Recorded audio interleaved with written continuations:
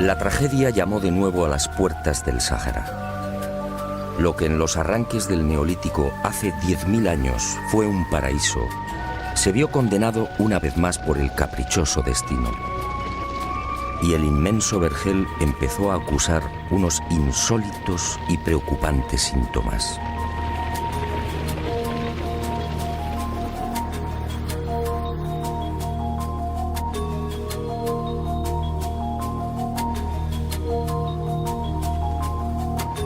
Sí, quizá fue una burla del destino. Casi nada es para siempre y mucho menos en la naturaleza. Por eso, un buen día, aquel Sáhara azul, cuna de civilizaciones, se vio humillado de nuevo. Y este fue el resultado.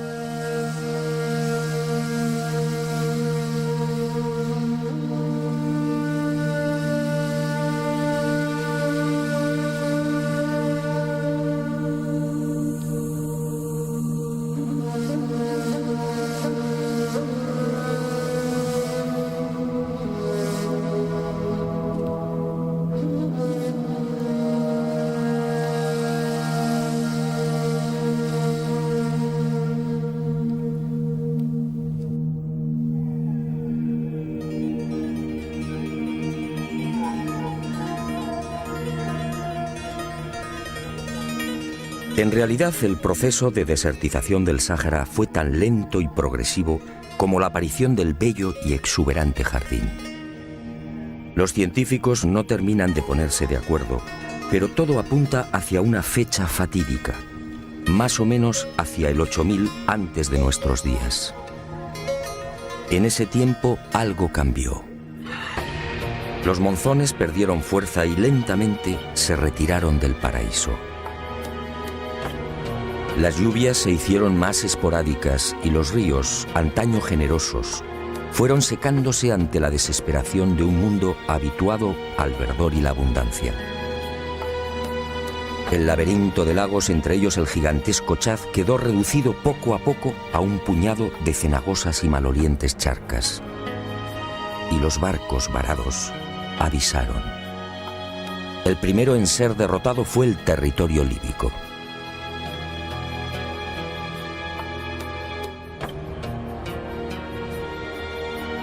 Unos 2000 años después, hacia el 6500 antes del presente, el fantasma de la sed conquistaría lo que hoy conocemos como Egipto.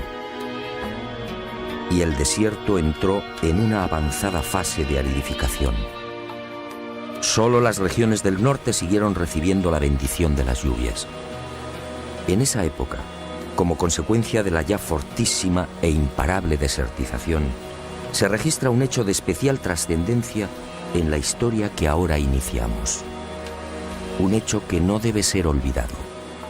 Hacia el 6500 antes de nuestros días, las comunicaciones entre Egipto y el Sáhara quedaron prácticamente cortadas. Los puntos de agua se han extinguido. Solo el Nilo sigue siendo una arteria viable entre el norte y el sur, y arriesgando mucho con el suroeste del territorio líbico, en el Fezzan. He dicho bien, comunicaciones cortadas.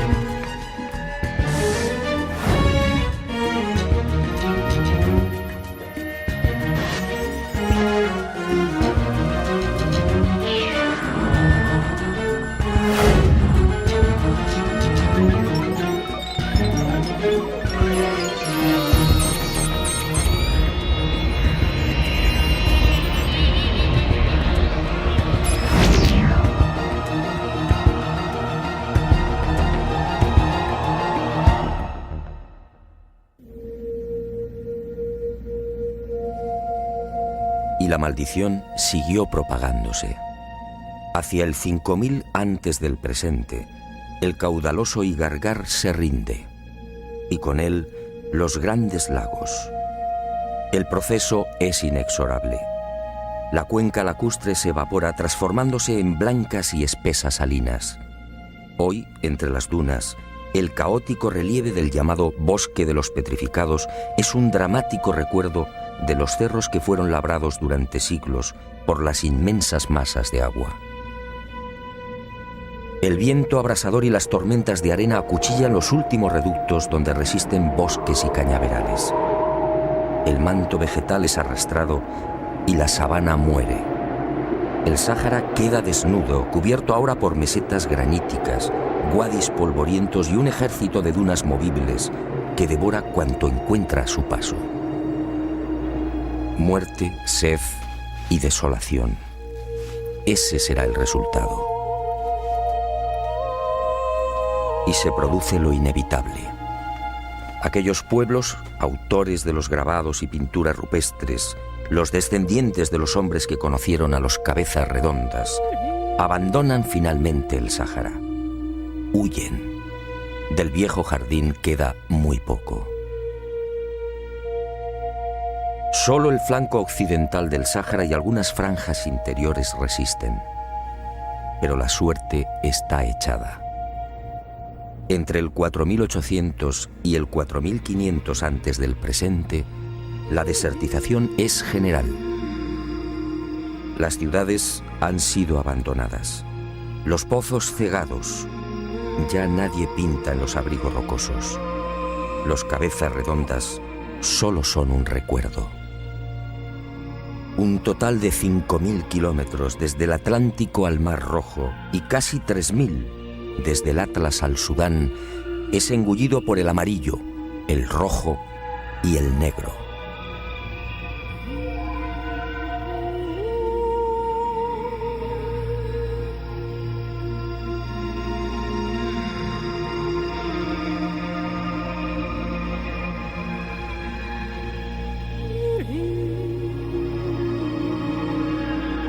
Hace 2000 años, lo que fuera uno de los más bellos jardines del mundo entra en un coma profundo. El encefalograma de la vida es casi plano. Solo los vegetales xerófitos hunden sus profundas raíces en una tierra que nadie quiere.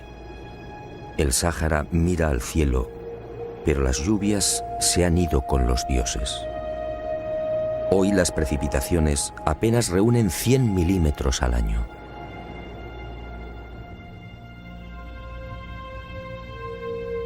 En poco más de 7000 años, el cáncer de la sed termina con un Sáhara verde y acuático. Y en el transcurso de esos milenios, la naturaleza, hostil y despiadada, empuja a los pueblos hacia los últimos oasis. Las franjas costeras y el Sahel al sur son los primeros receptores de las sucesivas oleadas migratorias. Las etnias forman un río humano. Ahora, frente a la espada de fuego del desierto, son una sola nación, unida por la calamidad. Y libios, temejus, nasamones, siles garamantes, atarantes, gétulos, númidas, cenetes, mauros y sanajas, entre otros, huyen de Libia, Egipto, Argelia, Mali, Túnez, Marruecos y Mauritania.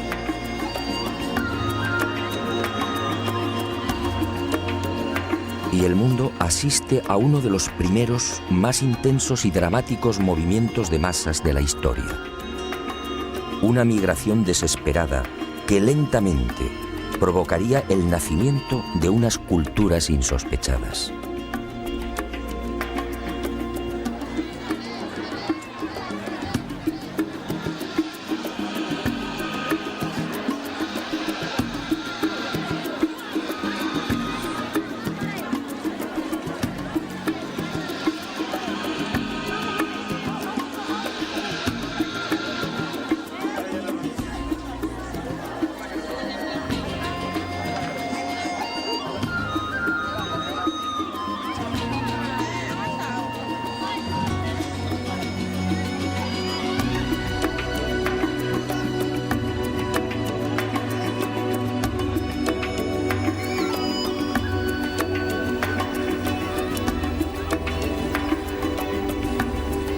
Hacia el 4000 antes del presente, la franja costera del Sáhara, último recuerdo del Gran Jardín, se ve saturada.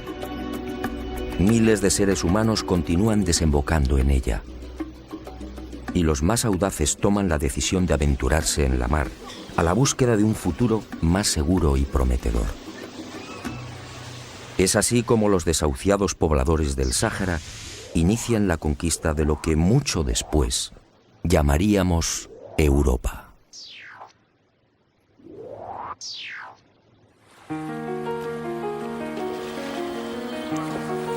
No se sabe cuándo ni tampoco en qué orden, pero la realidad es que en esos últimos 4000 años, las diferentes civilizaciones saharianas van penetrando en todas direcciones.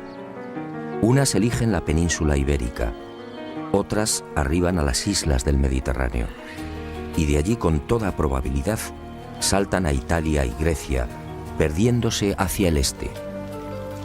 Algunos pueblos marchan hacia las sabanas del centro y oeste de África. Otras llegan a las Islas Canarias.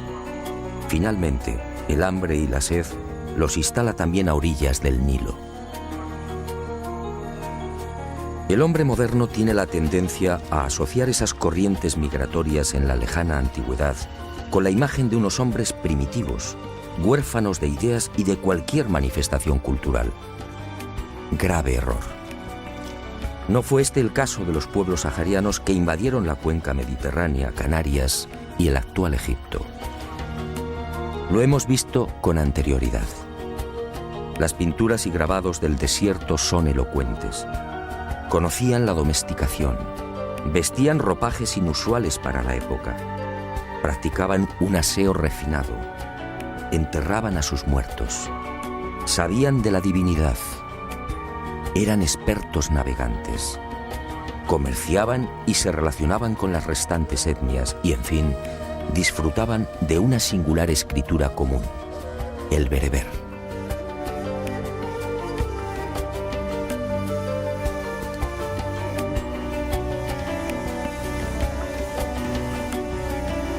Este inmenso y rico bagaje, como iremos viendo, saltó con ellos a las nuevas tierras. El paso del tiempo y los inevitables mestizajes modificaron sin duda muchas de esas manifestaciones. Manifestaciones sociales, religiosas y culturales que habían tenido un origen único. Un ejemplo, la citada escritura bereber antigua. Nacida probablemente como un sistema compacto y homogéneo de comunicación, con un alfabeto claro y brillante, terminó deformándose ante la inevitable erosión de los cruces humanos. Y aunque conservó muchos signos comunes, en esos milenios asistió al nacimiento de otros alfabetos casi idénticos. Y en ese rodar apareció el tifinagh, la grafía utilizada hoy por los tuaregs, hija en definitiva de aquel primitivo bereber. Casi sin querer, de la mano de la desertización y de las sucesivas migraciones humanas, había descubierto el porqué del gran dilema.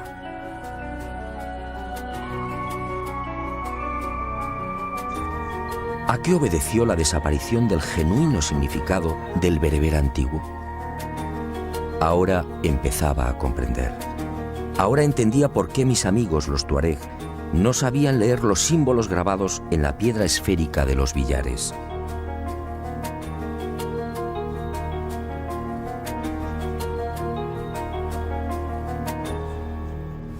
Como usted puede imaginar, esta insólita historia me llevaría muy lejos.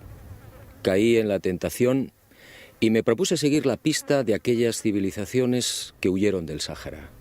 Una vez más, las sorpresas fueron encadenándose. No hay unanimidad en los criterios científicos y antropológicos respecto a los primeros pobladores del archipiélago canario. Expertos como Fusté, Verneau y Swiderski consideran que los hombres que colonizaron el norte de África, los cromañones, se propagaron también hacia las Canarias entre el 2500 y el 1000 a.C. Otros apuestan por un poblamiento más reciente, quizá alrededor de los siglos V o IV antes de nuestra era. Sea como fuere, lo que parece claro es que las islas terminaron por recibir varias de esas corrientes migratorias que huían de la desertización.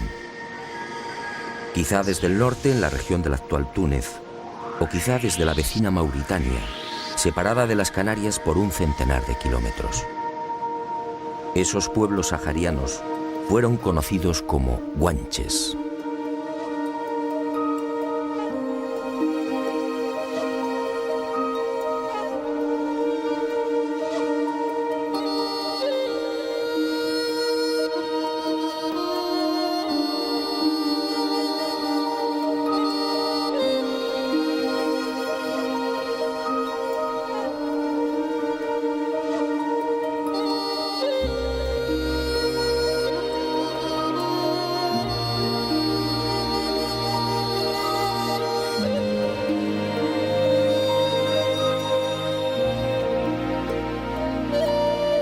Los guanches, una raza espléndida y singular que terminaría siendo diezmada por los españoles en nombre de la cruz y de una supuesta civilización superior.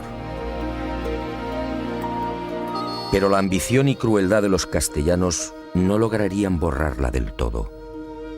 Los guanches trasladaron a las Canarias muchos de los secretos y costumbres heredados de aquellos lejanos encuentros con los cabezas redondas en el corazón del paraíso sahariano. Repasemos muy por encima algunos de esos vestigios tan íntimamente ligados a los pueblos del Sáhara.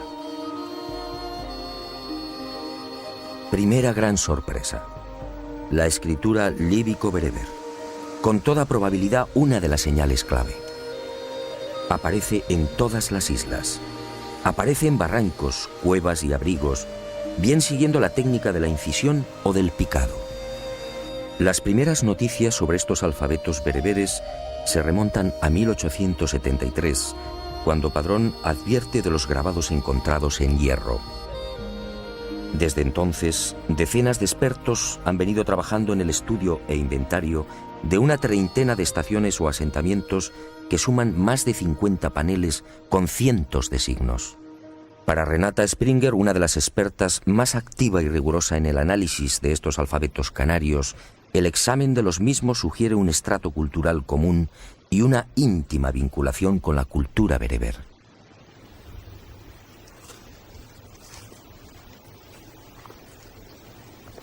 Para Renata, que ha investigado durante años los grabados del norte de África, y para la casi totalidad de los especialistas, las coincidencias entre aquellos y los signos hallados en el Hierro, La Palma, Gran Canaria, Tenerife, La Gomera, Lanzarote y Fuerteventura son abrumadoras. Todos coinciden. La antigua grafía guanche tuvo que proceder del mundo africano. Ahora, a la vista de estos testimonios escritos, las afirmaciones de cronistas e historiadores sobre el escaso bagaje cultural de los guanches son cuando menos patéticas. Sedeño, por ejemplo, llega a decir que los antiguos canarios no conocían letras ni caracteres, aunque se valían de pinturas toscas. ¿Quiénes eran los ignorantes? ¿Los vencedores o los vencidos?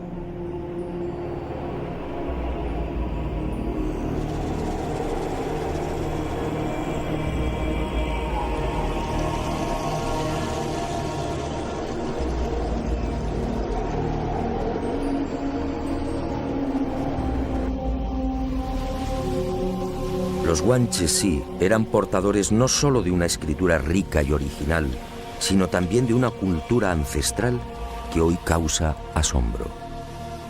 Según la antropología biológica, se trataba de un pueblo de raza blanca, con un 80 o un 90% de individuos de cabellos y ojos oscuros. Solo los del norte, en un 10 o un 20%, eran rubios, con ojos claros. La genética, muy recientemente, ha venido a confirmar las sospechas de lingüistas, arqueólogos y antropólogos. Los genes de los guanches proceden del mundo bereber. Así lo demuestran los estudios de las enzimas en los glóbulos rojos y del DNA mitocondrial. Estos genes mitocondriales, transmitidos exclusivamente por vía materna, han arrojado unos resultados esclarecedores. En las Canarias, los genes paternos proceden principalmente de la península ibérica. Los maternos, en cambio, son saharianos. La explicación habría que buscarla en las matanzas acaecidas durante la conquista. Los castellanos diezmaron a los guanches varones, respetando a las mujeres. Después llegaría el mestizaje.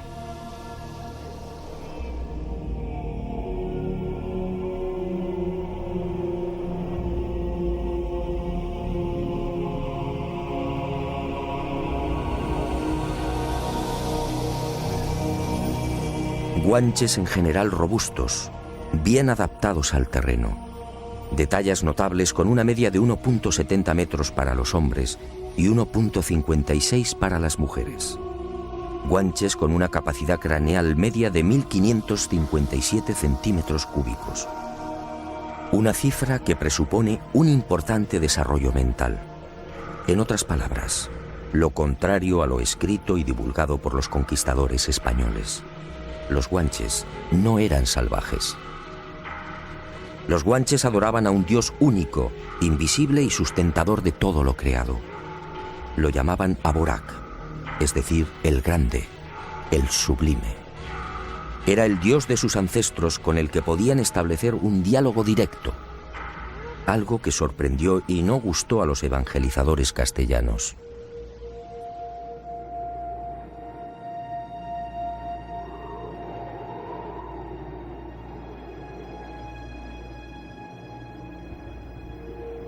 Los guanches practicaban el bautismo sobre las cabezas de los niños, y la mujer que derramaba el agua quedaba emparentada con los padres. Los guanches disponían de templos en los que se encomendaban a Dios. Los llamaban Almogaren, Casa Santa, y subían a las más altas montañas para invocar a la divinidad, tal y como era costumbre entre los antiguos pobladores del Tassili. Los guanches sorprendieron una y otra vez a los conquistadores españoles. Sus mujeres se apartaban del mundo, aislándose en cuevas y ejerciendo la oración y la contemplación. Los monasterios, en efecto, ya estaban inventados. Las mujeres guanches fueron sacerdotisas y también amazonas, guerreras y cazadoras, otra herencia sahariana. La mujer guanche, como sucede entre los tuaregs, gozaba de una alta consideración y respeto. Podía sentarse en el trono y gobernar al pueblo, como ocurrió con la mítica Tin Jinan, la mujer gigante que veneran los tuaregs.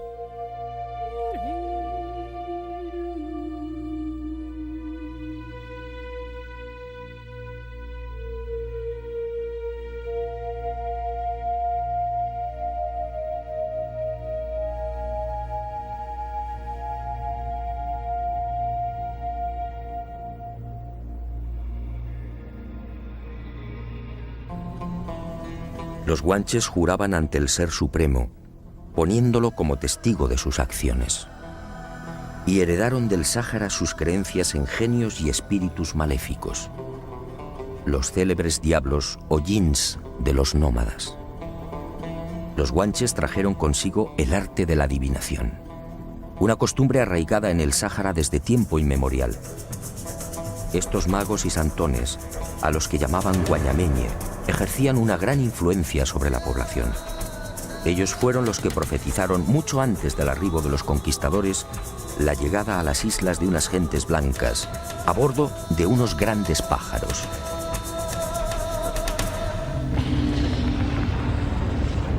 Y del mundo bereber proceden igualmente sus ideas sobre las fuerzas del mal. Al infierno lo llamaban Egeide. De ahí procede el término Teide, la montaña que rugía, temblaba y arrojaba fuego. La religión de las puertas infernales y del río ardiente y subterráneo por el que navegaban los muertos fue otra de las herencias saharianas, practicada por los pueblos que emigraron del desierto. Después, mucho después, el cristianismo haría suya esta prehistórica concepción de las puertas del infierno y del bautismo.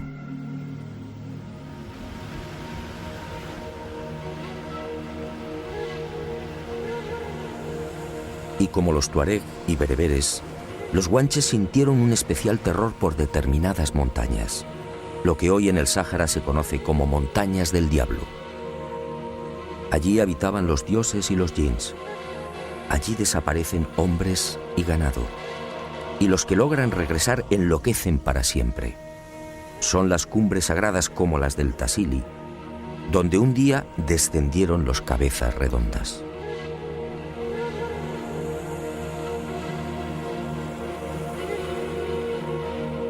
Allí dejaban los guanches y aún dejan los tuaregs toda clase de pequeñas cerámicas a manera de exvotos. Son ofrendas y peticiones a la divinidad.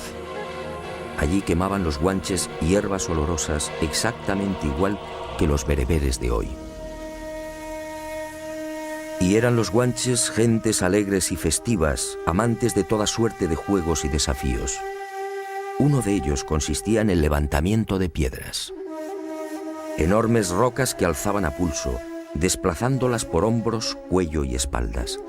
Un deporte tradicional entre los vascos, otro pueblo que también emigró del Sáhara.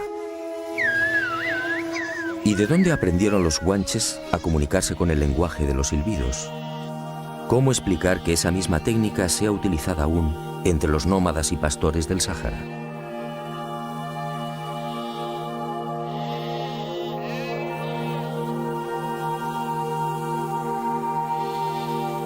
Y al igual que los antiguos pobladores saharianos, los guanches en tiempos de sequía conducían el ganado hacia lugares despejados. Allí apartaban las crías de las ovejas y esperaban a que los balidos de los corderos atrajeran la atención del Ser Supremo, regalándoles la lluvia. ¿Otra casualidad?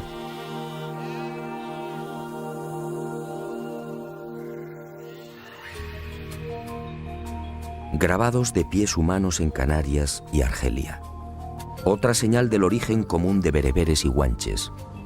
Nadie en realidad ha sabido interpretar su significado.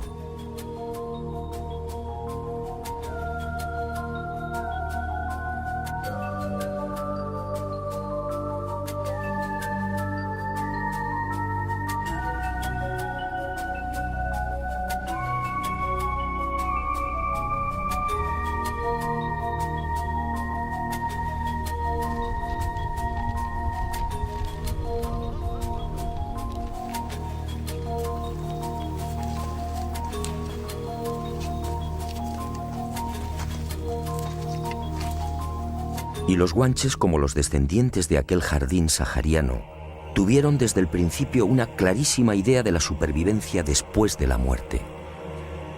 ¿Quién les enseñó?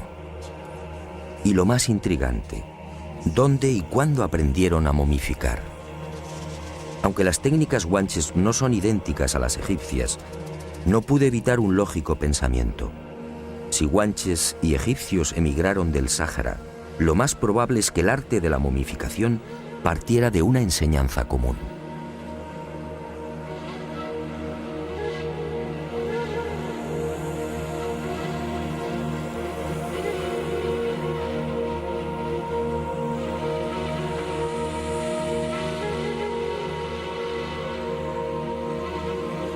Y como los bereberes, los guanches enterraron a sus muertos en túmulos circulares y formando anillos concéntricos.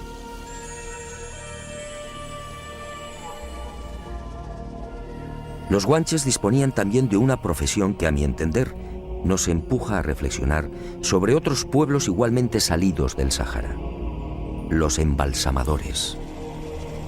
Hombres y mujeres especializados en el lavado de los cuerpos, en la extracción de las vísceras y en el relleno de los restos. Este proceso, conocido como mirlado, solo podía ser desarrollado por unos especialistas que jamás tenían contacto con el resto de la comunidad. Eran los apestados, hombres y mujeres que no podían ser tocados y que recibían el alimento a distancia.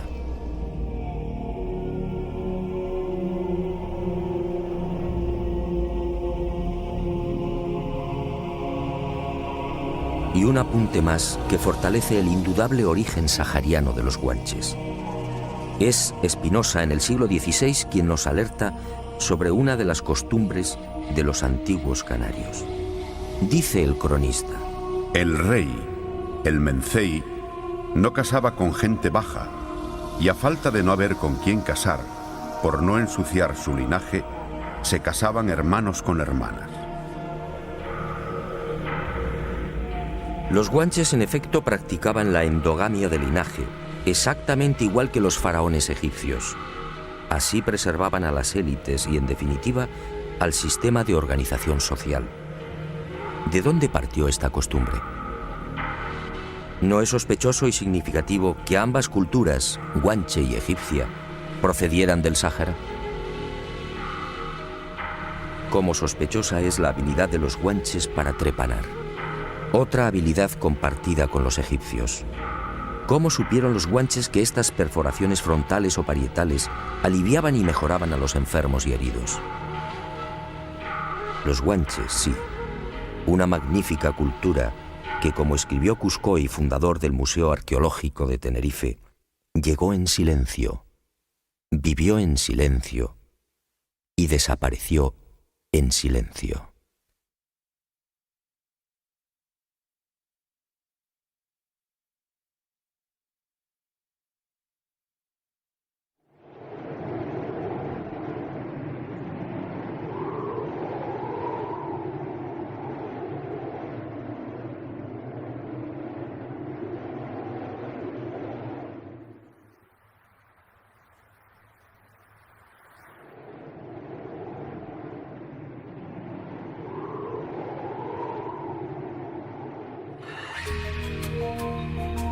Las otras dos grandes corrientes migratorias procedentes del Sáhara me reservaron otras tantas y desconcertantes sorpresas.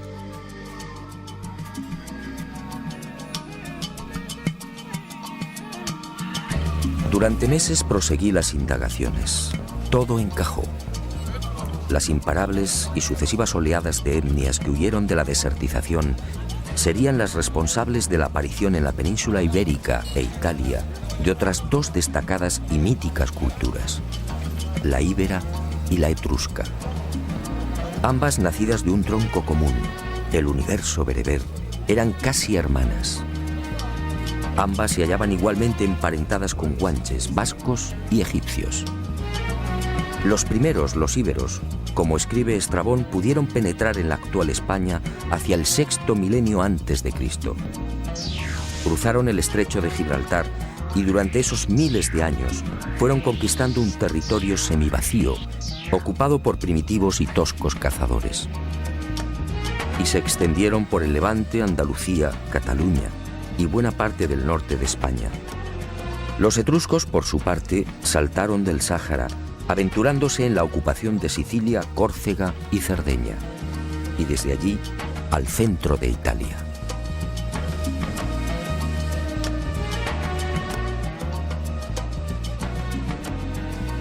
Estas hipótesis sobre los orígenes de íberos y etruscos no son aceptadas por muchos de los historiadores. Para estos expertos, los íberos llegaron de Asia o sencillamente eran oriundos de la península ibérica.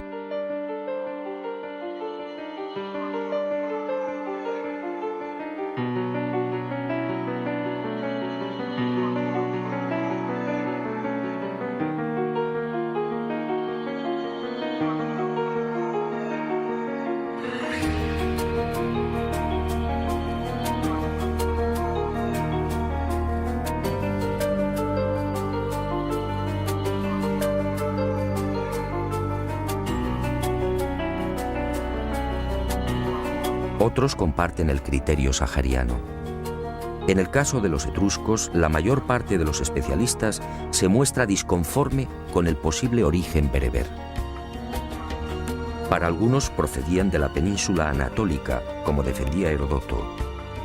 Es el llamado origen oriental. Para otros, los etruscos nacieron en la propia Italia, tesis defendida por Dionisio de Halicarnaso. Por último, hay quien defiende el origen centroeuropeo, como postulaba Niebuhr. La verdad es que al analizar algunos de los rasgos y características principales de ambos pueblos, la única tesis coherente es el bereber. Veamos hasta dónde llegan esas aplastantes coincidencias.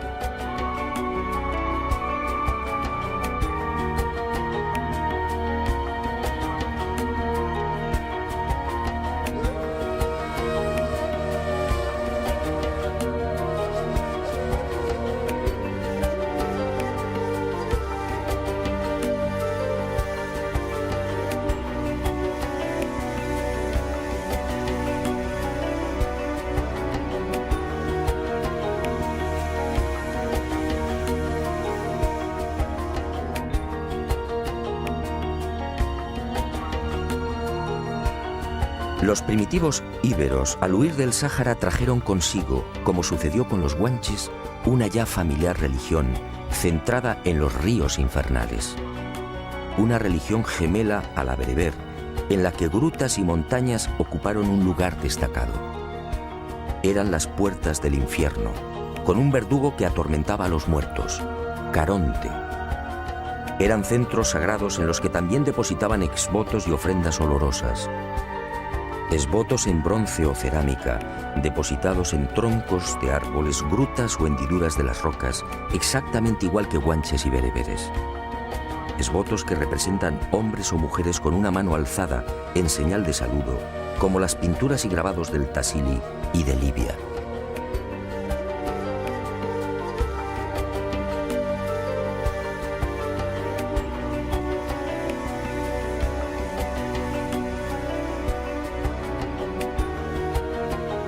Una religión que entronizó también a la diosa madre, una divinidad femenina de primer orden, asociada al mundo de ultratumba y a la fecundidad.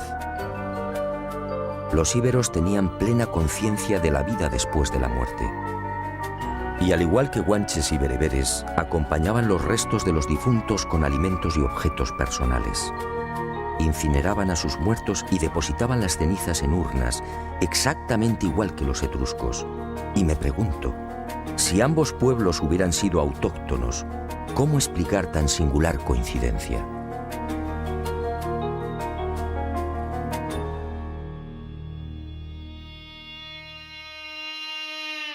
Los íberos se distinguieron también por su afición a las artes adivinatorias, una tradición compartida por sus hermanos bereberes, guanches y etruscos. ¿Casualidad? ¿Y qué decir del vestuario y las joyas? El ajuar íbero solo es comparable al etrusco. Polibio habla de las ricas capas de lino teñidas en púrpura y usadas por los turdetanos y mercenarios ibéricos de Aníbal. Bajo estas túnicas los hombres lucen otros vestuarios ajustados, con hermosas y anchas hebillas de oro y plata. En las mujeres, la vestimenta es más espectacular. Está formada por una superposición de túnicas con capas bordadas que reposan sobre los hombros. Y se tocan con velos y chales. Colgantes, brazaletes y collares finamente trabajados decoran las esculturas en piedra y los bronces hallados en decenas de asentamientos. Unas vestiduras, tocados y adornos que ya hemos visto en los grabados y pinturas de hace 10.000 y 9.000 años en el Sáhara. Toda una herencia bereber que se refleja igualmente en la extraordinaria pasión de los íberos por el toro y los seres sobrehumanos.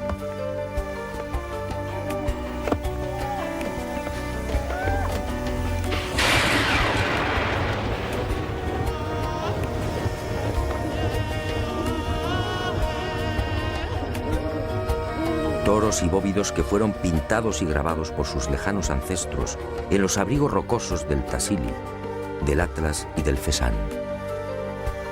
Seres monstruosos, alados, con cabezas de felino o de perro, pintados y grabados a cientos en el corazón del Sáhara. Y finalmente la escritura y la genética. Aquella prodigiosa cultura dejó múltiples ejemplos de sus alfabetos, muchos de ellos alterados ya por las lógicas influencias de otros pueblos. Hasta el momento han sido hallados más de 600 testimonios escritos. Y al examinarlos aparecen nuevamente los viejos y ya familiares símbolos que integraron el bereber antiguo, exactamente igual que en la escritura guanche, exactamente igual, como veremos, que en la escritura etrusca.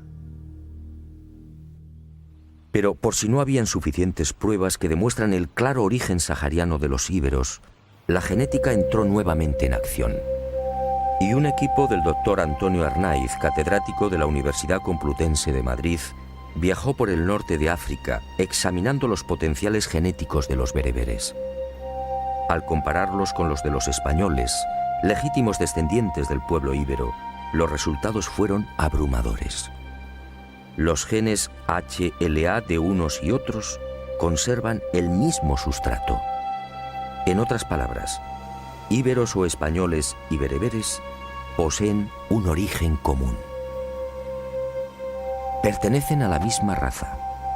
Al igual que a los guanches, la desertización los expulsó de su verdadera patria.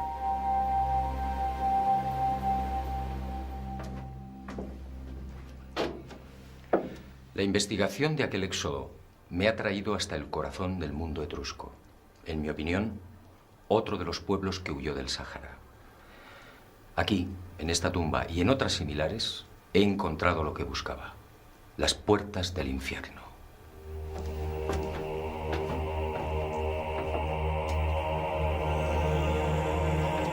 Las puertas del infierno. Ya no se trataba de tradiciones orales. Aquí, en el silencio de los cementerios etruscos, está la prueba física de esa religión que compartieron los saharianos. La enigmática civilización etrusca, en la que bebieron romanos y griegos, rindió un especial culto al más allá. Al igual que bereberes, guanches e íberos, los etruscos vivieron obsesionados por ese río subterráneo de fuego en el que navegaban los muertos. Un río infernal. Un río angustioso al que se tenía acceso por estas puertas. La religión de las puertas todavía vigente entre los pueblos saharianos. Otra evidencia de aquel tronco común. Evidencias las encontramos a decenas. Las puertas del infierno también en piedra. Magos y adivinos. Otra de las grandes especialidades de los etruscos. El célebre hígado de Piacenza, sobre el que vaticinaban los augures. Otra herencia bereber. Mujeres etruscas. Con una independencia, libertad y cultura impensables en el primer milenio antes de Cristo. Unas características de la mujer bereber. Unas características que asombraron al mundo. Trenzas idénticas a las africanas.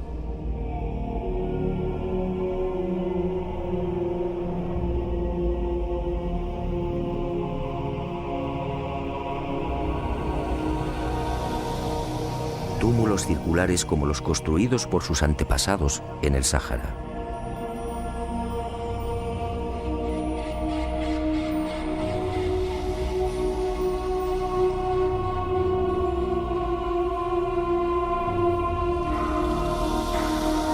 Seres alados, a cientos, blancos y negros, como los representados en piedra y metal por los íberos, sus hermanos. Seres con largas orejas posteriormente llamados sátiros, idénticos a los pintados y grabados en el Sáhara.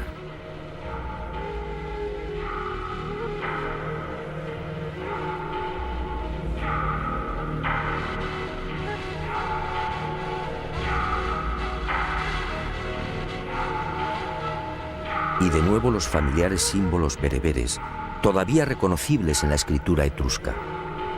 Una escritura, insisto, que partió del lenguaje común sahariano y que, como sucedería con la íbera, fue deformándose, presionada por múltiples influencias. Bereber antiguo en la escritura guanche, en la íbera y en la etrusca. ¿Casualidad?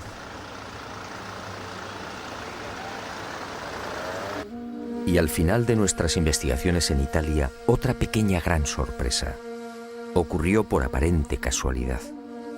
Al penetrar en una de las salas del Museo Etrusco de la ciudad de Tarquinia, algo extraño y superior a mí me empujó con fuerza hacia uno de los sepulcros.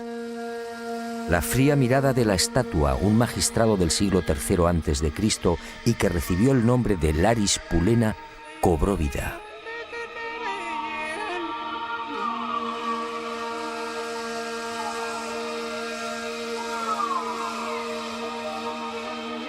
Llegué a su altura y la mirada de piedra de Laris se clavó en mí. Entonces aquel susurro añadió: el pergamino. Ahí está lo que buscas. Era un largo párrafo en etrusco. Y al poco apareció: palo, cero, palo. Los misteriosos símbolos del anillo de plata. Los misteriosos símbolos del lucerillo. Los misteriosos símbolos en la cúpula de la nave que fue vista en los billares.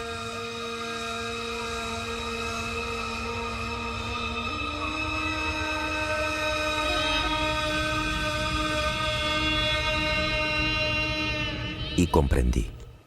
En realidad poco importaban los supuestos mensajes del lucerillo y del anillo de plata. Aquella mágica aventura por el Sáhara y Europa cobró un nuevo significado, quizá el único o el más importante. Aquel intrigante palo, cero palo y el resto de los signos bereberes no eran otra cosa que unas sabias flechas indicadoras.